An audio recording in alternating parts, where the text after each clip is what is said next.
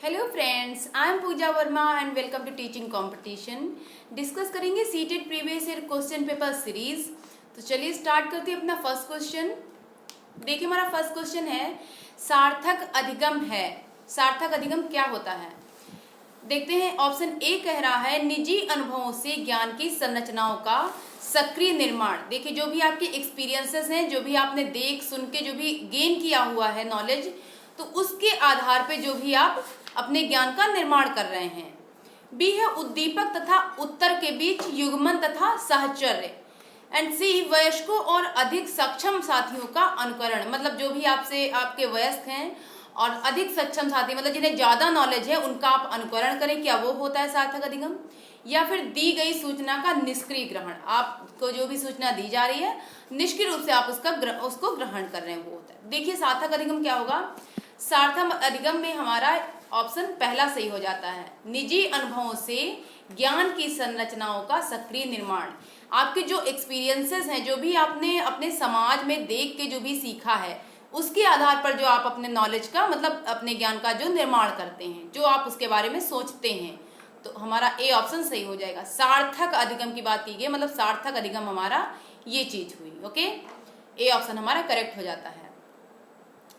Next question पे चलते हैं। नेक्स्ट है, विद्यार्थियों के प्रभावशाली अधिगम के लिए निम्नलिखित में से कौन सा शिक्षक के प्रारंभिक कार्यों में से एक नहीं है? देखिए ये आपको विशेष ध्यान देना है, यहाँ पे लिखा हुआ है नहीं है, ठीक है। शिक्षक के प्रारंभिक कार्यों में से एक नहीं है। देखते हैं कौन सा नहीं है।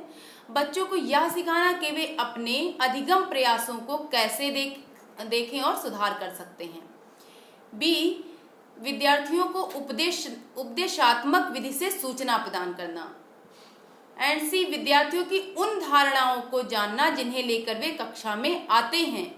और डी है, विद्यार्थियों के उच्चतर स्तर के प्रश्नों के उत्तर की अपेक्षा करना। मतलब विद्यार्थी जो है उच्चतर स्तर के प्रश्न, जो आप जिस लेवल में विद्यार्थी पढ़ रहा है स्टूडेंट, उससे आप कुछ अधिक, मतलब ज्यादा टफ क्वेश्चन पूछ रहे हैं और उसका उत्तर वो दे दे, ऐसी अपेक्षा करना।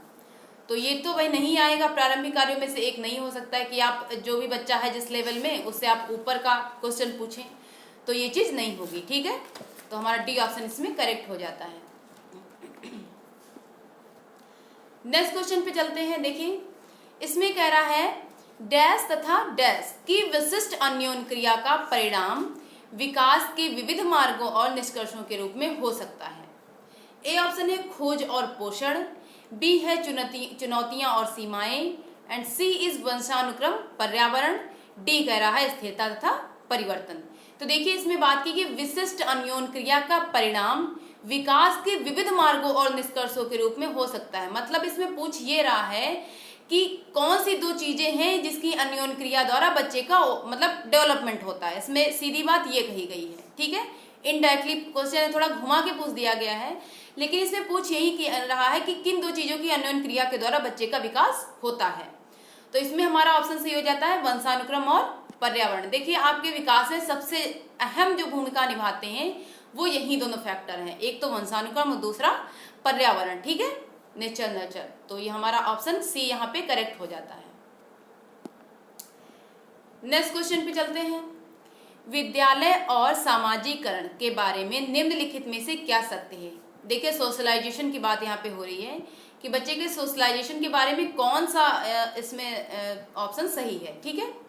विद्यालय सामाजिकरण का पहला मुख्य कारक है। देखिए सोशलाइजेशन का जो आपका फर्स्ट पहला जो मुख्य कारक होता है वो आपकी होती है फैमिली, ठीक है। आप अपनी फैमिली से ही सबसे स्टार्टिंग में घुलते मिलते हैं, उनसे बातचीत करना सीखते हैं, बहुत सारी चीजें आप अपनी फैमिली में सीखते हैं। उसके बाद में आप आस पड़ोस और अपने स्कूल तक पहुंचते हैं, ठीक है। तो ये तो हमारा सही नहीं होगा, पहला मुख्य कारक तो हम नहीं कह सकते हैं विद्यालय को।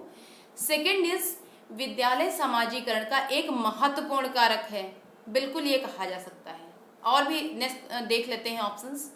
समाजीकरण में विद्यालय की कोई भूमिका नहीं होती। ऐसा तो नहीं है, जब बच्चा थोड़ा बड़ा हो जाता है तो क्या होता है, वो अपने स्कूल जाता है। अब जब स्कूल जाएगा तो समाजीकरण की भूमिका में अहम एक हिस्सा होता है विद्यालय का, ठीक है। तो भूमिका नहीं होती, ये तो गलत हो जाएगा। डी है, सामाजिकरण में विद्यालय की बहुत थोड़ी भूमिका होती है। ऐसा भी नहीं कह सकते हैं, सामाजिकरण में विद्यालय की भूमिका अहम होती है, ठीक है। बहुत थोड़ी तो होती ही नहीं है, क्योंकि बच्चा जब बड़ा होता है तो फिर उससे फ्रेंड्स कॉलेज में ही बनते हैं, वो ज़्यादा से ज़्यादा टाइम वहाँ पे बिताता है, काफ़ी कुछ सीखता है, ठीक है वहाँ पे। तो हमारा ऑप्शन यहाँ पे सही हो जाएगा बी, विद्यालय सामाजिकरण का एक महत्वपूर्ण कारक कह सकते हैं।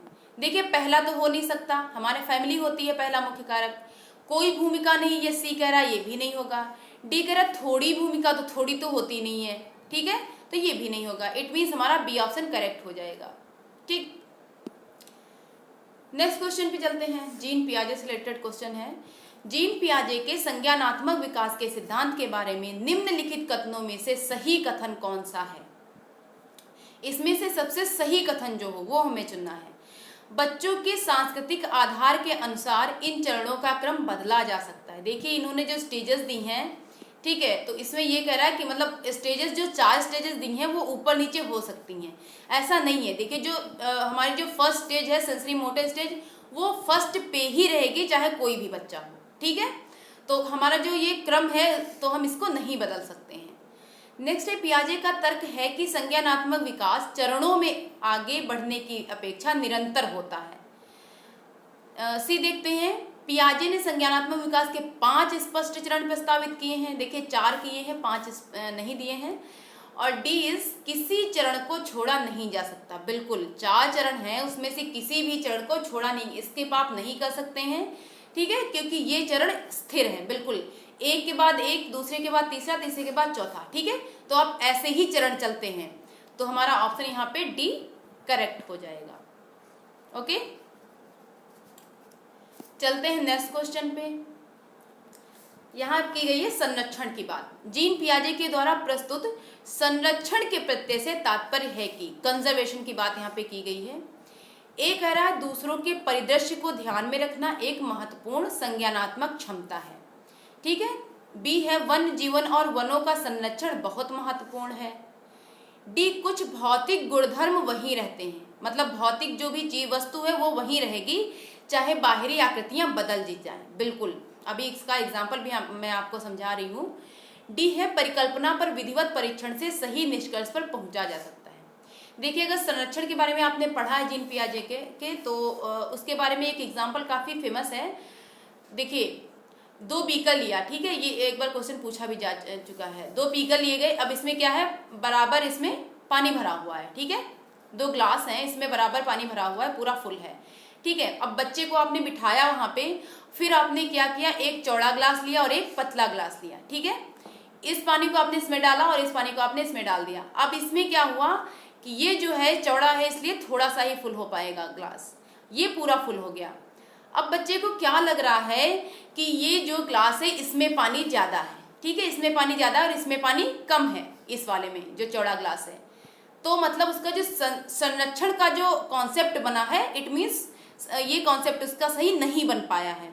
अगर इसका कॉन्सेप्ट ये सही बन पा रहा है तो ये जो संरक्षण का कॉन्सेप्ट अगर सही है तो बच्चा ये जान जाएगा कि ये जो पानी था, यही पानी इसमें मतलब इतना ही अमाउंट डाला गया है, इसलिए क्योंकि ये चौड़ा है ग्लास इसलिए इसमें कम दिख रहा है, ठीक है।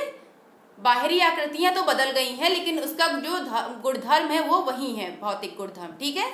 तो ये एक एग्जाम्पल इसका हो गया, आपको समझ आ गया होगा आई थिंक, ठीक है। तो इसलिए इसका सी ऑप्शन करेक्ट हो जाता है। देखिए इसमें कह रहे हैं भौतिक गुणधर्म वही रहते हैं, बाहरी आकृतियां बदल जाती हैं, ठीक है। बच्चे में अगर संरक्षण का कॉन्सेप्ट अगर क्लियर है तो वो बच्चा ये चीज समझ जाता है अच्छे से, ठीक है। तो हमारा सी ऑप्शन यहाँ करेक्ट हो जाता है।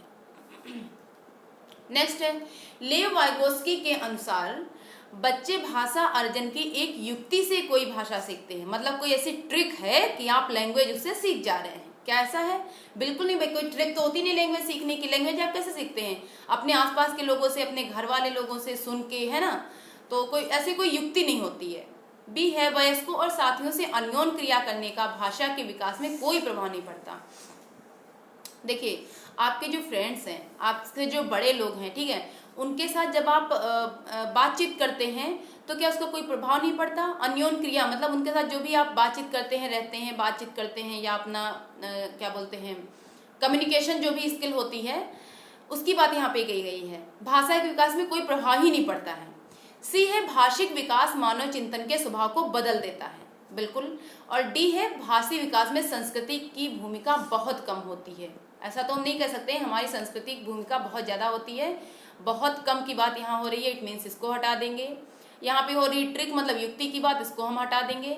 यहाँ पे हो रही है बात वयस्कों और साथियों से अन्योन्य, जब आप उनसे बात करते हैं, ठीक है, या उनके साथ रहते हैं, घुलते मिलते हैं, तो क्या होता है, भाषा के विकास के कोई प्रभाव ही नहीं पड़ेगा, क्या ऐसा होता है, इसको भी हम हटा देंगे। सी हमारा करेक्ट हो जाए। क्यों? इसमें कहा गया भाषी विकास मानव चिंतन के स्वभाव को बदल देता है। बिल्कुल, आपका जो भाषिक डेवलपमेंट होता है, जैसे जैसे वो होता रहता है, आपकी थिंकिंग पे उसका इफेक्ट पड़ता है, ठीक है, आपकी थिंकिंग, आपके सोचने का नजरिया बदलता है। तो हमारा सी ऑप्शन यहाँ पे करेक्ट हो जाएगा। ओके, सी ऑप्शन हमारा इसमें करेक्ट हो जाएगा। ये लास्ट क्वेश्चन है आज का। तो अब मिलते हैं नेक्स्ट वीडियो में, तब तक के लिए बाय बाय।